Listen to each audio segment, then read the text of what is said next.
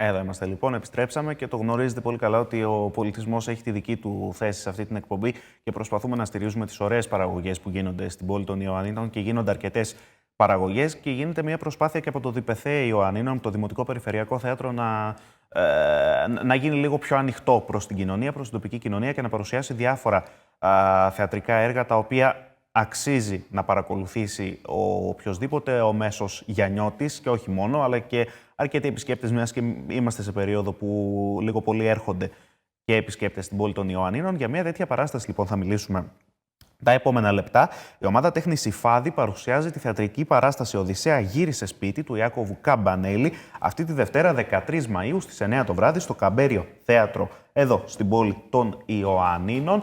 Έχω δίπλα μου μία κυρία και έναν κύριο, ξεκινώντας από τον κύριο Νίκο Τζοβάρα και την κυρία Λεμονιά Θωμά. Σας ευχαριστώ πολύ και τους δύο που είστε εδώ. Εμείς ευχαριστούμε. Λοιπόν, κυρία Θωμά, να ξεκινήσω από εσάς, να δούμε λίγο τι είναι το Υφάδη, ποια είναι η θεατρική ομάδα τέχνης Υφάδη, ποιοι είστε, να πάρουμε ένα αναγνωριστικό έτσι για την αρχή της κουβέντας. Ναι, να πούμε δύο λόγια για μας, για την ομάδα τέχνης Υφάδη. Η ομάδα μας έχει ζωή πάνω από 6 χρόνια. Είμαστε μια ομάδα ανθρώπων, ξεκινήσαμε με κάτι πολύ απλό, να αφιερώσουμε χρόνο στα παιδιά μας και να ασχοληθούμε με την ψυχή των παιδιών μας. Να ασχοληθούμε με πράγματα τα οποία μόνο θα ωφελήσουν τα παιδιά μας. Αυτή τη σκέψη είχαμε και έτσι κάναμε τις πρώτες κινήσεις μας. Προσπαθήσαμε να βρούμε τους σημαντικούς ανθρώπους που αγαπάνε την τέχνη, ανθρώπους που αγαπάνε τα παιδιά. Αυτός ο άνθρωπος ήταν ο κύριος Τζοβάρας. Φτιάξαμε λοιπόν γονείς και κύριος Τζοβάρας την ομάδα τέχνης Υφάδη, η οποία μαζί με τα παιδιά μας προσπαθήσαμε να κάνουν θέατρο τα παιδιά μας, αλλά να κάνουν παραστάσεις, όχι θέατρο, όχι μια απλή θεατρική παράσταση. Προσπαθούσαμε οι παραστάσεις μας να είναι θεματικές, να ασχολούνται με την ιστορία, να ασχολούνται με διάφορα κοινωνικά προβλήματα, να ασχολούνται να χαίρονται, αλλά και ταυτόχρονα όμως να κερδίζουν μέσα από όλα αυτά. Έτσι είχαμε πάντα, και θα αναφέρω ξανά τον κύριο Νίκο Τζοβάρα, ο οποίος ασχολείται πάρα πολλά χρόνια με το θέατρο, με τη σκηνοθεσία. Έτσι λοιπόν είχαμε την τύχη και τη χαρά να συνεργαστούμε με διάφορους κοινωνικούς φορείς, με το ΔΠΘ Ιωαννίνων, με το Ίδρυμα του Ομίλου Πειραιώς, με τη Σχεδία, με τη Φλόγα. Όπως καταλαβαίνετε από όλα αυτά, ήταν οι συνεργασίες μας πολύ στοχευμένες και νομίζω ότι μέχρι τώρα έχουμε πετύχει ακριβώς αυτό που θέλαμε. Αυτά τα μικρά μπουμπούκια που ήταν τα παιδιά μας πριν από 6 χρόνια, να έχουν γίνει πλέον τώρα έφηβοι, να έχουν ανθίσει. Και φαίνεται, φαντάζομαι, και η δική τους αγάπη και η δική τους λαχτάρα έτσι, για το θέατρο, για να το συνεχίζουν και μετά από 6 χρόνια όλο αυτό, έτσι. Ξέρετε, ο χώρος της τέχνης και του θεάτρου ιδιαίτερα είναι μεν δύσκολος, αλλά είναι πάρα πολύ ωραίος. Κερδίζουν τα παιδιά από αυτό, κερδίζουν, καλλιεργούν την ψυχή τους, καλλιεργούν διάφορα πράγματα, τη συνεργασία. Είναι μια ομάδα. Και εμείς βέβαια για όλο αυτό τους επιβραβεύουμε. Δηλαδή, γι' αυτό σας είπα ότι δεν είμαστε έτσι μια απλή θεατρική ομάδα. Όταν, ας πούμε, συνεργαστήκαμε με το Ίδρυμα του Ομίλου Πειραιώς, η πρώτη μας παράσταση ήταν η Ματωμένη Αρχόντισσα, η οποία ήταν στα πλαίσια των 200 χρόνων από την Ελληνική Επανάσταση. Έγινε η παράσταση με εξαιρετική επιτυχία. Θυμάμαι τότε, μια παράσταση 3,5 ωρών. Ο κύριος Τζοβάρας, για μια ακόμη φορά, κατέθεσε ψυχή και τα παιδιά μας επίσης. Ήταν μια εξαιρετική παράσταση που όμως εμείς της δώσαμε και μια συνέχεια. Δηλαδή, όλο αυτό που διαπραγματεύτηκαν τα παιδιά μας στην παράσταση, το έζησαν και μέσα από ένα ταξίδι που τους κάναμε. Δηλαδή, μιλήσαμε για το Μεσολόγγι και την έξοδο, επισκεφθήκαμε το Μεσολόγγι, επισκεφθήκαμε το Ναύπλιο, επισκεφθήκαμε τη Σνίδρα, τις Πέτσες. Όλο αυτό το έζησαν, μάλιστα θυμάμαι ότι τότε σε κάθε σημείο που ήμασταν έπαιζαν και μια σκηνή από το έργο. Στον Ξεριζωμό όχι απλά τους έμεινε, στον Ξεριζωμό επειδή ο Ξεριζωμός ήταν για τα 100 χρόνια από τη Μικρασιατική καταστροφή, επισκεφτήκαμε τη Σμύρνη, όλα τα παράλια της Μικράς Ασίας μαζί με τα παιδιά μας. Δηλαδή προσπαθούμε να κάνουμε θέατρο, αλλά όπως σας είπα και πριν, να ζουνε τα παιδιά και να τους μένουν αξέχαστα όλα αυτά που έκαναν με τον κύριο Τζοβάρα. Κύριε Τζοβάρα, εσείς πώς το ζήσατε όλο αυτό το ταξίδι, το πολύ όμορφο ταξίδι? Είναι ένα δημιουργικό ταξίδι, ένα πολύ όμορφο ταξίδι. Προστάω πολλά στην ομάδα Υφάδη, είμαστε πολλά χρόνια μαζί. Ξεκινήσαμε δειλά-δειλά τα βήματα, όπως είπε και η κυρία Θωμά, βασικά με την κυρία Θωμά και με την κυρία Βάτσου και τους υπόλοιπους γονείς. Πλέον αυτό το πράγμα έχει μεγαλώσει. Υπάρχει αυτό που θα παρουσιάσουμε αύριο, θα γίνει από την νεανική σκηνή. Πριν ένα μήνα παρουσιάσαμε με την κεντρική μας σκηνή, με τους ενήλικες, πάλι μία παράσταση, την οποία και αυτή θα την ξαναπαρουσιάσουμε στο Φρότζο στις 7 Ιουνίου. Θα σας πει η κυρία Θωμά, πιστεύω, στη συνέχεια γι' αυτό. Είναι ένα ταξίδι το οποίο είναι δημιουργικό. Έχει χαρές, έχει συναισθήματα και νιώθω κι εγώ κερδισμένος, όπως νιώθουν κερδισμένα και τα παιδιά και οι ενήλικες που ασχολούνται, όλοι όσοι ασχολούμαστε με αυτήν την ομάδα.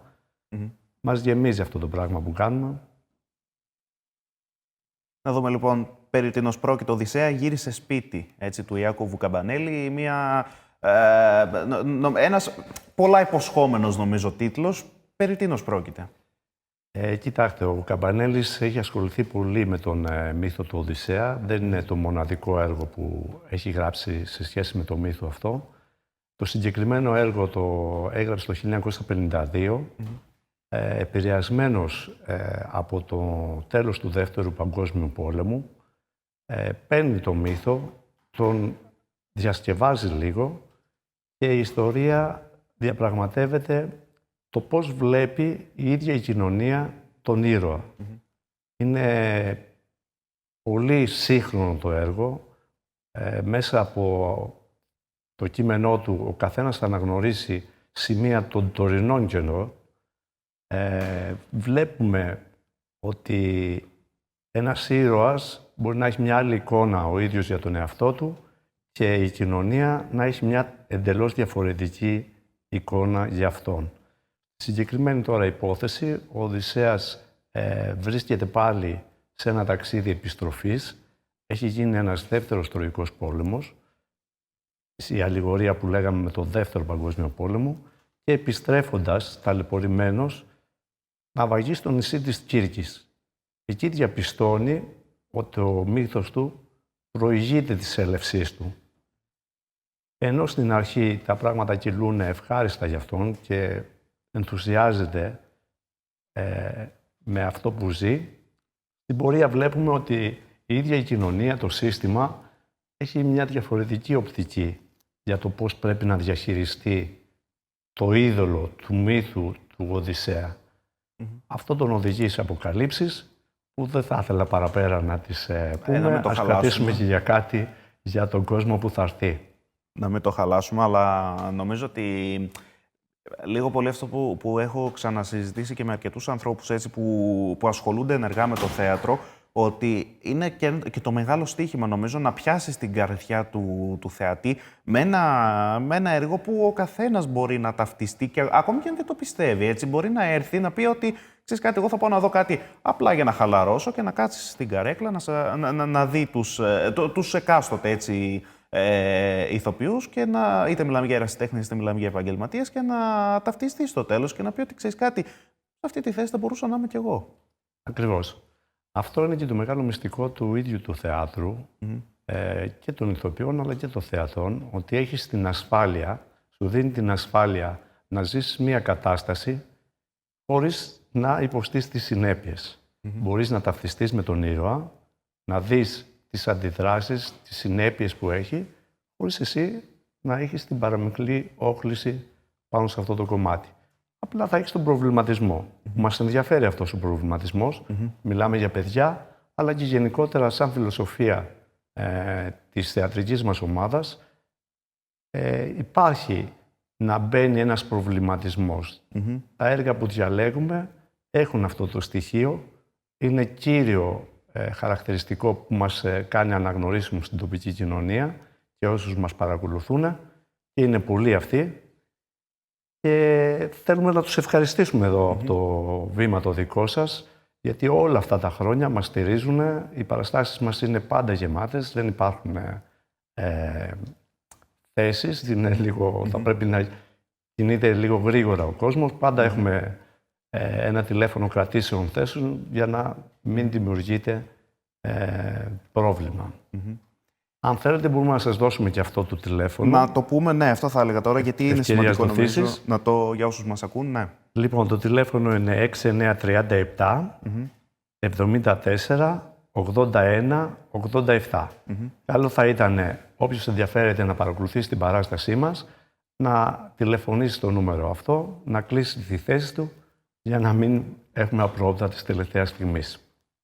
Και να πω εγώ μόνο κλείνοντας, πριν σας δώσω το λόγο, ότι αξίζει να αναφέρουμε λίγο και τους πρωταγωνιστές που τους έχω μπροστά μου. Κρυσταλλία Γιωτάκη, Ιωάννα Θωμά, Αναστάσης Θωμάς, Μυρτώ Κίτσιου, Μιχαέλα Κουτσομύρου, Δημήτρης Κυριαζής, Άγγελος Παργανάς, Ελεονόρα Στράτη, Άρης Στασιούλας, Φραγκίσκος Στασιούλας και Απόστολος Τζιμοτόλης. Είστε μια μεγάλη ομάδα, λοιπόν.